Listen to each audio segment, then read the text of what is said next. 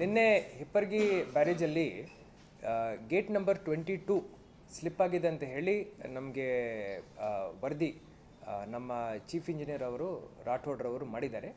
ನಾವು ಪರಿಶೀಲನೆ ಮಾಡಿದ್ದಾಗ ಅದು ಹಿಪ್ಪರ್ಗಿ ಬ್ಯಾರೇಜ್ ಬಾಗಲಕೋಟೆ ಜಿಲ್ಲೆಗೆ ಬರುತ್ತೆ. ಆದರೆ ಚೀಫ್ ಇಂಜಿನಿಯರ್ ಅವರು ನಮಗೂ ಇನ್ಫಾರ್ಮೇಷನ್ ಕೊಟ್ಟಿದ್ದಾರೆ, ಯಾಕೆಂದರೆ ಅದರದ್ದು ಬ್ಯಾಕ್ ವಾಟರ್ ನಮ್ಮ ಕಡೆ ಸ್ಟೋರ್ ಆಗಿರುತ್ತೆ. ಈ 1.5 ಮೀಟರ್ ಆ ಗೇಟ್ ಕೆಳಗಡೆ ಸ್ಲಿಪ್ ಆಗಿದೆ. ಇದು ಯಾಕೆ ಆಗಿದೆ ಅಂದರೆ ಮೇಂಟೆನೆನ್ಸ್ ಮಾಡುವಾಗ ಮೆಂಬರ್ಸ್ ಇರ್ತವೆ, ಒಂದು ಎಲಿಮೆಂಟ್ ಅದರಲ್ಲಿ ಸ್ಲಿಪ್ ಆಗಿ 1.5 ಮೀಟರ್ ಅಲ್ಲೇ ಇಳಿದಿದೆ. ಆದರೆ ಕಂಪ್ಲೀಟ್ ಗೇಟ್ ವಾಶ್ ಆಫ್ ಆಗಲಿಲ್ಲ, ಗೇಟ್ ಅಲ್ಲೇ ಇದೆ. ಇದನ್ನು ಮತ್ತೆ ಎತ್ತಿ ಅಲ್ಲಿಗೆ ಫಿಕ್ಸ್ ಮಾಡಬೇಕಾಗುತ್ತೆ, ಮತ್ತು ಕೆಳಗಡೆ ರೀಇನ್ಫೋರ್ಸ್ಮೆಂಟ್ ಕೊಡಬೇಕಾಗುತ್ತೆ. ಈ ಎಲ್ಲ ಕೆಲಸ ಮಾಡಲಿಕ್ಕೆ ಅವರಿಗೆ ಒಂದು 15 ತಾಸು ಬೇಕು ಅಂತ ಹೇಳಿದರು. ಆಲ್ರೆಡಿ 10 ತಾಸಿಂದ ಈ ಕೆಲಸ ಮಾಡ್ತಾ ಬಂದಿದ್ದಾರೆ, ಇನ್ನೊಂದು 5 ತಾಸು ಒಳಗಡೆ ಕೆಲಸ ಮುಗಿಸ್ತಾರೆ. ಈ ಮಧ್ಯದಲ್ಲಿ ಏನಾಗಿದೆ ಅಂದರೆ ನಮ್ಮ ಹಿಪ್ಪರ್ಗಿನಲ್ಲಿ ಟೋಟಲ್ 1 TMC ನೀರು ಹರಿದು ಕೆಳಗಡೆ ಬಂದಿದೆ. ಇದು ಮತ್ತೆ ಚಿಕ್ಕಪಡಸಲಗಿ ಬ್ಯಾರೇಜ್ ಮುಖಾಂತರ ಆಲ್ಮಟ್ಟಿಗೆ ಹೋಗಿ ಸೇರುತ್ತೆ. ಕೆಳಗಡೆ ರೈತರು ಆ ನೀರನ್ನು ಉಪಯೋಗ ಮಾಡ್ಕೊಳ್ತಾ ಇದ್ದಾರೆ. ಇನ್ನೂ ಕಬ್ಬು ಕಟಾವು ಸೀಸನ್ ನಡೀತಾ ಇದೆ. ಈ ಏನಿದೆ ಈ ನೀರಾವರಿಯನ್ನು ರೈತರು ಉಪಯೋಗ ಮಾಡ್ಕೊಳ್ತಾ ಇದ್ದಾರೆ. ಇನ್ನೊಂದು 5 ಗಂಟೆ ಒಳಗಡೆ ನಮ್ಮ ಚೀಫ್ ಇಂಜಿನಿಯರ್ ಅವರನ್ನು ನಮಗೆ ಭರವಸೆ ನೀಡಿದ್ದಾರೆ. ಈ ಗೇಟನ್ನು ಮತ್ತೆ ಮೇಲೆಗೆ ಎತ್ಬಿಟ್ಟು ರೀಇನ್ಫೋರ್ಸ್ಮೆಂಟ್ ಮಾಡಿ ಇದನ್ನು ಸ್ಟಾಪ್ ಮಾಡ್ತಾರೆ ಅಂತ ಹೇಳಿದರು. Thank you sir. ಇದು ಆಟೋಮೆಟಿಕ್ ಕಡ್ಡಾಯ ಮಾಡಿ ಅಂತ ಹೇಳಿದ್ರು. ಆಟೋಮೆಟಿಕ್ ಸಮಸ್ಯೆ ಇದೆ. ಮ್ಯಾಕ್ಸಿ ಕ್ಯಾಬು ಆಮೇಲೆ ಟಮ್ಟಮ್ನ ಸಿಟಿ ಸ್ಟ್ಯಾಂಡ್ ಒಳಗೆ ನೀವು ಬಿಡುಗಡೆ ಮಾಡಿ ಬಿಡಾಕ್ ಹೋಗ್ಬೇಡ್ರಿ. ಅವ್ರ ಬೇಡಿಕೆ ಸ್ಪಂದನೆ ಮಾಡಿ. ಸೊ ಈಗ ನಾವು ಆಟೋ ಅಸೋಸಿಯೇಷನ್ಸ್ ಜೊತೆ ಲಾಸ್ಟ್ 1 ವರ್ಷದಿಂದ ನಾವು ಮಾತುಕತೆಯನ್ನು ಸ್ಟಾರ್ಟ್ ಮಾಡಿದ್ದೀವಿ.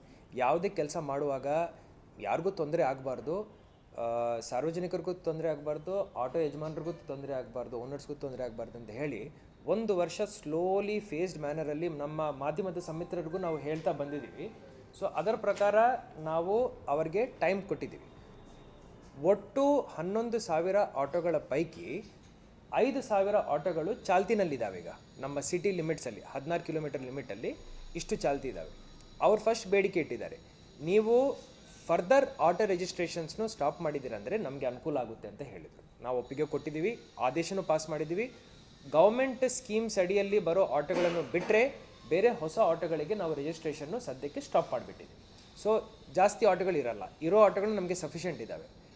ಈ ಆಟೋಗಳಿಗೆ ನಾವು 6 ತಿಂಗಳಿಂದ ಎಂಪ್ಯಾನಲ್ಡ್ ಏಜೆನ್ಸಿಗಳ ಮುಖಾಂತರ ಮೀಟರ್ ಅಳವಡಿಸ್ಕೊಳ್ಳಿ ಅಂತ ಹೇಳಿದ್ದೀವಿ. Majority of the autos already ಮೀಟರ್ನು ಅಳವಡಿಸ್ಕೊಂಡಿದ್ದಾರೆ. ಈಗ ಲಾಸ್ಟ್ ಹಂತ ಏನಿದೆ ಅಂದರೆ ಕ್ಯಾಲಿಬ್ರೇಷನ್ ಆಗಬೇಕು. ಕ್ಯಾಲಿಬ್ರೇಷನಲ್ಲಿ ಎಂಪ್ಯಾನಲ್ಡ್ ಏಜೆನ್ಸೀಸ್ ಇದ್ದಾವೆ, ಅವರು ನಾವು ಹೇಳಿರೋ ರೇಟಿಗೆ ಕ್ಯಾಲಿಬ್ರೇಟ್ ಮಾಡ್ತಾರೆ ಮೀಟರ್ನು. ಕ್ಯಾಲಿಬ್ರೇಟ್ ಮಾಡಿದ ನಂತರ weights and measures department inspector ಏನಿರ್ತಾನೆ ಅವರು ಹೋಗಿ ಅದನ್ನು ಸರ್ಟಿಫೈ ಮಾಡ್ತಾರೆ. ಸೊ ಈ ಲಾಸ್ಟ್ ಕೆಲಸ ಏನಿದೆ ನಾವು 2 ಮಂತ್ಸ್ ಟೈಮ್ ಕೊಟ್ಟಿದ್ದೀವಿ. ಆ್ಯಸ್ ಡಿಸ್ಟ್ರಿಕ್ಟ್ ಅಡ್ಮಿನಿಸ್ಟ್ರೇಷನ್ ನಾವು ತುಂಬ ಫ್ಲೆಕ್ಸಿಬಲ್ ಇದ್ದೀವಿ, ಯಾರಿಗೆ ತೊಂದರೆ ಆಗಲ್ಲ. ಅವ್ರ ಬೇಡಿಕೆಗಳು ಏನೇನಿದ್ದಾವೆ ಅದನ್ನು ನಾವು ಕೇಳ್ಕೊಳ್ತೀವಿ, ಬಗೆಹರಿಸಲಿಕ್ಕೆ ಪ್ರಯತ್ನ ಮಾಡ್ತೀವಿ. ನಮ್ಮ ಇಷ್ಟೇ ಡೈರೆಕ್ಷನ್ 2 ಮಂತ್ಸ್ ಒಳಗಡೆ ಕ್ಯಾಲಿಬ್ರೇಷನ್ ಮುಗಿಸಿ ಆಯಿತು. ಒಂದು 15 ದಿವಸ 20 ದಿವಸ ಜಾಸ್ತಿ ತೊಗೊಂಡಿದೆ ಅಂದರೆ ನಮಗೆ ಪ್ರಾಬ್ಲಮ್ ಇಲ್ಲ. 2 ಮಂತ್ಸ್ ಅಂತ ನಾವು ಟಾರ್ಗೆಟ್ ಕೊಟ್ಟಿದ್ವಿ. ಯಾರ್ಯಾರ್ದು ಮೀಟರ್ ಕ್ಯಾಲಿಬ್ರೇಟ್ ಆಗುತ್ತೆ ಅದೇ ಸಮಯದಿಂದ ಆ ಆಟೋ ಫೇರ್ ಏನಿದೆ ಅವರು ಅದಕ್ಕೆ ಲಾಗೂ ಆಗುತ್ತೆ. ಕ್ಯಾಲಿಬ್ರೇಟ್ ಆಗಿದೆ ಅಂತ ಹೇಳಿ ಒಂದು ಸ್ಟಿಕ್ಕರ್ನು ಆ ಆಟೋ ಮೇಲೆ ನಾವು ಅಂಟಿಸ್ತೀವಿ. ಈ ಸರಿ ಕಡ್ಡಾಯವಾಗಿ ಆಗುತ್ತಾ ಸರ್? ಪ್ರತಿ ಸರಿ ಕಡ್ಡಾಯವಾಗಿ ಆಗುತ್ತೆ. ಪ್ರತಿ ಸರಿ ಆದೇಶ ಮಾಡ್ತಾರೆ, ಆಮೇಲೆ ಆಟೋದವ್ರು ಏನಂತ ಇದು ಕಾಮನ್ ಆಗಿಬಿಟ್ಟಿದೆ, ನಮ್ಮ ಯಾರು ಮಾಡೋದು ಇಲ್ಲ. ಆಟೋ ಮಾಲೀಕರಿಗೆ ಗೊತ್ತಿದೆ ಇದು ಆಗ್ತಾ ಇದೆ ಅಂತ ಹೇಳಿ, ಅದಕ್ಕೋಸ್ಕರ ಅವರು ದುಡ್ಡು ಇನ್ವೆಸ್ಟ್ ಮಾಡಿಕೊಂಡು ಮೀಟ್ರು ಹಾಕ್ಕೊಂಡಿದ್ದಾರೆ. ಈಗ ನಮ್ಮ ಸೈಡಿಂದ ಕ್ಯಾಲಿಬ್ರೇಷನ್ ಒಂದೇ ಪೆಂಡಿಂಗ್ ಇತ್ತು ಕೆಲಸ, ಅದೀಗ ಮಾಡ್ತಾ ಇದ್ದೀವಿ. ಕ್ಯಾಲಿಬ್ರೇಷನ್ ಮಾಡಬೇಕಂದ್ರೆ ನೀವೊಂದು ಶಾಪ್ಗೆ ಹೋಗಿ ಕ್ಯಾಲಿಬ್ರೇಷನ್ ಮಾಡ್ಕೊಳ್ಳಿಕ್ಕಾಗಲ್ಲ. ಎಂಪ್ಯಾನಲ್ಡ್ ಏಜೆನ್ಸೀಸ್ ಮುಖಾಂತರ ವೇಟ್ಸ್ ಆ್ಯಂಡ್ ಮೆಜರ್ಸ್ ಡಿಪಾರ್ಟ್ಮೆಂಟ್ ಯಾರನ್ನ ಎಂಪ್ಯಾನಲ್ ಮಾಡ್ತಾರೆ ಅವ್ರ ಮುಖಾಂತರನೇ ಆಗಬೇಕು. ಆ ಥರ 7 ಏಜೆನ್ಸೀಸ್ನು ಈಗ ವೇಟ್ಸ್ ಆ್ಯಂಡ್ ಮೆಜರ್ಸ್ ಅವರು ಎಂಪ್ಯಾನಲ್ ಮಾಡಿ ನಮಗೆ ಕೊಟ್ಟಿದ್ದಾರೆ. ಇವತ್ತು ನಮಗೆ ಆ ವರದಿಯನ್ನು ಸಬ್ಮಿಟ್ ಮಾಡಿದ್ದಾರೆ. ಅದರ ಪ್ರಕಾರ ಅವ್ರನ್ನೇ ಕೇಳಿದ್ವಿ, ಎಷ್ಟು ಟೈಮ್ ತೊಗೊಳ್ಳುತ್ತೆ 5,000 ಆಟೋಗಳನ್ನು ಕ್ಯಾಲಿಬ್ರೇಟ್ ಮಾಡಲಿಕ್ಕೆ. ಅವ್ರು 2 ತಿಂಗಳು ಕೇಳಿದ್ದಾರೆ. 2 ತಿಂಗಳಲ್ಲಿ ಅವ್ರು ಮಾಡಲಿ, ಆಯ್ತು ಇನ್ನೊಂದು 15 ದಿವಸ ಎಕ್ಸ್ಟ್ರಾ ಟೈಮ್ ಬೇಕಂದ್ರೆ ನಾವು ಕೊಡ್ತೀವಿ. ಆದರೆ ಒಂದು ಸತಿ ಕ್ಯಾಲಿಬ್ರೇಟ್ ಆಗಿದೆ ಅಂದರೆ ಆ ಆಟೋ ಆ ಮೀಟರ್ ನಾವು ಹೇಳಿರೋ ಫೇರ್ಗೆ ನಾವು ಹೇಳಿರೋ ಬಾಡಿಗೆಗೆ ಅವರು ಆಟೋವನ್ನು ನಡೆಸಬೇಕು. ಆರ್ ಟಿ ಒಗೆ ಹೇಳಿದ್ದೀವಿ ಅದನ್ನು. ವಿತೌಟ್ ಪರ್ಮಿಷನ್ ಇರೋ ಆಟೋಸ್ನು ಆಟೋ ಅಸೋಸಿಯೇಷನ್ ಅವರು ನಮಗೆ ಹೇಳಬೇಕು, ನಮ್ಮವರು ನಿಗಾ ಇಡ್ತಾರೆ, ಅದನ್ನು ನಾವು ಚಾಲನೆಗೆ ಬಿಡಲ್ಲ. ಜೊತೆಯಲ್ಲಿ ಟಾಮ್ ಆಟೋಗಳು ಏನಿರ್ತವೆ, ಮ್ಯಾಕ್ಸಿ ಕ್ಯಾಬ್ಸ್ ಏನಿರ್ತವೆ, ಅದ್ರದ್ದು ಏನು ಬೇಡಿಕೆ ಇದೆ ಅವ್ರು ಬಂದು ನಮಗೆ ಹೇಳಬೇಕು. ಅದರ ಪ್ರಕಾರ ರೋಡ್ ಸೇಫ್ಟಿ ಕಮಿಟಿನಲ್ಲಿ ಹಾಗೂ ಜಿಲ್ಲಾಧಿಕಾರಿಯಾಗಿ ನಾನು ಅದಕ್ಕೆ ಸ್ಪಂದನೆ ಮಾಡ್ತೀನಿ. ಸರ್ 2006ದಿಂದ ಶಾಲಿನಿ ರಜನೀಶ್ ಅವರು ಡಿ ಸಿ ಇದ್ದಾಗಿಂದಲೂ ಇವತ್ತಿನವರೆಗೂ ಭಾಳಷ್ಟು ಜನ ಬಂದರು ಸರ್, ಭಾಳಷ್ಟು ಮೀಟಿಂಗ್ಗಳು ಮಾಡಿದ್ರು. ಅವರು ಮಾಡ್ತೀವಿ ಅಂತ ಹೇಳ್ತಾರೆ, 1 ತಿಂಗಳು 2 ತಿಂಗಳು ಮೀಟ್ರ್ ಮಾಡ್ತಾರೆ, ಆಮೇಲೆ ಮತ್ತೆ ಆಫ್ ಮಾಡಿಬಿಡ್ತಾರೆ ಮೀಟ್ರ್. ಇದು ಈ ಮೀಟರ್ ನಾವೊಂದು ಸತಿ ಸಿಟಿನಲ್ಲಿ ಇಂಟ್ರೊಡ್ಯೂಸ್ ಮಾಡಬೇಕಂದ್ರೆ ಇದರ ಹಿಂದೆ ಭಾಳ ಹೋಮ್ವರ್ಕ್ ಮಾಡಬೇಕು. ಈ ಹೋಮ್ವರ್ಕ್ ಮಾಡೋದರಲ್ಲಿ ಹಾಗೂ ಪ್ರಿಪ್ರೇಷನ್ ಮಾಡೋದರಲ್ಲಿ ನಾವು 1 ವರ್ಷ ತಗೊಂಡಿದ್ದೀವಿ. ನಾನು ಬಂದ ತಕ್ಷಣವೇ ನಾನು ನನ್ನ ಸಿ ಪಿ ರವರು, ನನ್ನ ಎಸ್ ಪಿ ರವರು, ಆರ್ ಟಿ ಒರವರು ನಾವೆಲ್ಲರೂ ಕೂತ್ಕೊಂಡು ಮೀಟಿಂಗ್ ಮಾಡಿದ್ದೀವಿ. ಈಗ ಯಾವ ಹಂತಕ್ಕೆ ನಾವು ಬಂದಿದ್ದೀವಿ ಅಂದರೆ ಇದನ್ನು ಈಗ ನಾವು ಚಾಲನೆಗೆ ತಗೊಂಡು ಬರ್ಬೋದು, ಅದನ್ನು ತಗೊಂಡು ಬರ್ತೀವಿ. ನೆಕ್ಸ್ಟ್ 2 months ಒಳಗಡೆ the citizens of Belagavi will find that all the autos will be metered and they will use the meters. Second thing ಏನಂದರೆ ಆಟೋ ಮಾಲೀಕರಿಂದ ಏನೂ ತಕರಾರಿಲ್ಲ, ನಾವು ಮಾಡ್ತೀವಿ ಅಂತಲೇ ಹೇಳ್ತಾ ಇದ್ದಾರೆ. ಅವ್ರಿಗೇನಂದರೆ ಕ್ಯಾಲಿಬ್ರೇಷನ್ ಮಾಡಲಿಕ್ಕೆ ನಮಗೆ ಅನುಕೂಲ ಮಾಡಿಕೊಡಿ ಅಂತ ಬೇಡ್ಕೊಂಡಿದ್ದಾರೆ. ಆ ಬೇಡಿಕೆಗೆ ನಾವು ಸ್ಪಂದನೆ ಮಾಡಿದ್ದೀವಿ. ಸರ್, ನೀವು ಇಲ್ಲಿಗೆಲ್ಲ ಆಟೋ ಸ್ಟ್ಯಾಂಡ್ ಹೇಳಿದ್ರಿ ಮೀಟಿಂಗ್ ಆಮೇಲೆ ಈ 6 ಜನ ಮಕ್ಕಳು ತುಂಬಿಕೊಂಡು ರ್ಯಾಶ್ ಆಗಿ ಡ್ರೈವ್ ಮಾಡ್ತಾರೆ sir auto stand. So today ಈ ಎಲ್ಲ ಬೇರೆ ಬೇರೆ ವಿಚಾರಗಳ ಬಗ್ಗೆನೂ ನಾವು ಇವತ್ತು ಚರ್ಚೆ ಮಾಡಿದ್ದೀವಿ.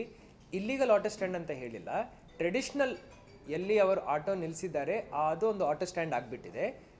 ಈಗ ನಾವು ಕಾರ್ಪೊರೇಷನ್ ಕಮಿಷನರ್ಗೆ ಏನು ಹೇಳಿದ್ದೀವಿ ಅಂದರೆ ಎಲ್ಲರ ಜೊತೆ ಮಾತುಕತೆ ಫಸ್ಟ್ ನಡೆಸಿ, ಸುಮ್ಮನೆ ಶಿಫ್ಟ್ ಮಾಡೋದಂತ ನಾವು ಹೇಳಿಲ್ಲ. ಫಸ್ಟ್ ಮಾತುಕತೆ ನಡೆಸಿ, ಎಲ್ಲಿ ಬೇಡಿಕೆ ಇದೆ ಸರ್ಕಲ್ಗಳಲ್ಲಿ, ಮೇನ್ ರೋಡ್ಸ್ಗಳಲ್ಲಿ ಅವರಿಗೆ ತೊಂದರೆ ಆಗದಂತೆ ಒಂದು ಏರಿಯಾನ ಡೆಸಿಗ್ನೇಟ್ ಮಾಡಿಕೊಂಡು ಅವ್ರನ್ನ ಅಲ್ಲಿಗೆ ಸ್ಥಳಾಂತರ ಮಾಡಿ ಅವ್ರ ಜೊತೆ ಚರ್ಚೆ ಮಾಡಿಕೊಂಡೇ ಮಾಡಿ ಅಂತ ಹೇಳ್ತಾ ಇದ್ದೀವಿ. ಲಾಸ್ಟ್ ಒಂದು ಸರಿ ಸೈಕಲ್ ಟ್ರ್ಯಾಕ್ ಸ್ಮಾರ್ಟ್ ಸಿಟಿ ಹೇಳಿದ್ರಲ್ಲ, ಸೈಕಲ್ ಟ್ರ್ಯಾಕ್ ಯಾರು ಯೂಸ್ ಮಾಡ್ತಾರೆ ಸರ್? ಈ ಟ್ರಾಫಿಕ್ ಪೊಲೀಸರು ಪಾಪ ಪ್ರತಿ ವಾರದಾಗ ಒಂದು 2-3 ಸರಿ ಇದು ಮಾಡ್ತಾರೆ ಸರ್, ತೆರವು ಮಾಡ್ತಾರೆ. ಆಮೇಲೆ ಮತ್ತೆ ಅವ್ರು ಬಂದು ಅಲ್ಲೇ ವ್ಯಾಪಾರ ಮಾಡ್ತಾರೆ ಸರ್. ನಾವು ಸ್ಮಾರ್ಟ್ ಸಿಟಿಗೆ ಇವತ್ತು ಡೈರೆಕ್ಷನ್ ಕೊಟ್ಟಿದ್ವಿ. ಮೊದಲನೇ ಆಪ್ಷನ್ ಕಾರ್ಪೊರೇಷನ್ಗೆ ಹಸ್ತಾಂತರ ಮಾಡೋದು. ಅವ್ರಿಗೆ ಒಂದು ಆಪ್ಷನ್ ಕೊಡ್ತೀವಿ. ಕಾರ್ಪೊರೇಷನ್ಗೆ ಬೇಡ ಅಂತ ಹೇಳಿದ್ದಾರೆ ಅಂದರೆ ನಮ್ಮ ಒಂದು ಕಮಿಟಿ ಇದೆ, ಅಭಿವೃದ್ಧಿ ಸೊಸೈಟಿ ಅಂತ, ಅದಕ್ಕೆ ನಾವು ತಗೊಳ್ತೀವಿ. ನೆಕ್ಸ್ಟ್ ಏನು ಮಾಡಬೇಕನ್ನೋದು ಆ ಡೆಸಿಷನ್ ಮೇಲೆ ಆಧಾರಿತವಾಗಿರುತ್ತದೆ. We will give one opportunity to decide whether the corporation wants to take it or they want to give it to us.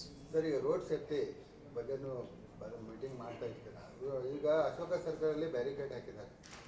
ಹಾವೇಗೆ touch up ಎಲ್ಲಿಂದ ಮಾಂತೇಶ್ ನಗರ್ ಬ್ರಿಡ್ಜ್ ಪಕ್ಕದಲ್ಲಿ, ಮಾಂತೇಶ್ ನಗರ್ ಬ್ರಿಡ್ಜ್ ಪಕ್ಕದಲ್ಲಿರುವಂಥ ಸರ್ವಿಸ್ ರೋಡು, ಒಂದು ವಾಹನ ಹೋಗ್ತಾ ಇದ್ದರೆ ಎದುರುಗಡೆ ವಾಹನ ಬರಲಿಕ್ಕೆ ಜಾಗ ಇಲ್ಲ. ಅದು ಈ ರಸ್ತೆ ಅಗಲೀಕರಣ ಮಾಡಬೇಕು. ಇದಕ್ಕಂದರೆ ಅಶೋಕ ಸರ್ಕಲ್ ಹತ್ರ ಅಲ್ಲಿ ಹಾವೇ ಟಚ್ ಆಗಕ್ಕೆ ಅಲ್ಲಿ ಬ್ಯಾರಿಕೇಡ್ ತೆಗೆದು ಪಾಸ್ ಮಾಡಬೇಕು. ನಾನು ನನ್ನ ಸಿ ಪಿ ರವರು ಒಂದು ಸತಿ ಸ್ಪಾಟ್ ಇನ್ಸ್ಪೆಕ್ಷನ್ ಮಾಡ್ತೀವಿ, NHA ಅವರನ್ನು ಕರ್ಕೊಂಡು ಹೋಗ್ತೀವಿ. ಏನಾದರೂ ಸ್ವಲ್ಪ ಬೂಡಾ ಆಫೀಸ್ ಹತ್ರ ಹೇಳ್ತಾ ಇದ್ದೀರಾ? ಅದೇ ಮಾಂತೇಶ್ ನಗರ್ ಬ್ರಿಡ್ಜ್ ಪಕ್ಕ ಸರ್. ಓಕೆ, ನಾನೊಂದು ಸತಿ ಸ್ಪಾಟ್ ಇನ್ಸ್ಪೆಕ್ಷನ್ ಮಾಡ್ತೀನಿ. 2 ವಾಹನ ಪಾಸ್ ಆಗೋದಿಲ್ಲ ಒನ್ ಟೈಮ್. ನೋಡ್ತೀನಿ ಇಂಟರ್ಮಿಟೆಂಟ್ ಕ್ಯಾರೇಜ್ ವೇ ವಿಡ್ತ್ ಎಷ್ಟಿದೆ ನೋಡ್ತೀವಿ. ಏನಾದರೂ ಈ ಫ್ಲೈಓವರ್ ಪ್ರಾಜೆಕ್ಟಲ್ಲಿ, ಬೇರೆ ಪ್ರಾಜೆಕ್ಟ್ಸಲ್ಲಿ ಏನಾದರೂ ಅದನ್ನು ವೈಡನ್ ಮಾಡಲಿಕ್ಕೆ ಸ್ಕೋಪ್ ಇದೆಯೇನೋ ನಾವು ನಮ್ಮ ಉಸ್ತುವಾರಿ ಮಂತ್ರಿ ಅವರ ಗಮನಕ್ಕೆ ತಗೊಂಡು ಬರ್ತೀವಿ. ಜೊತೆಯಲ್ಲಿ ಶಾಸಕರ ಜೊತೆ ಮಾತಾಡ್ತೀವಿ.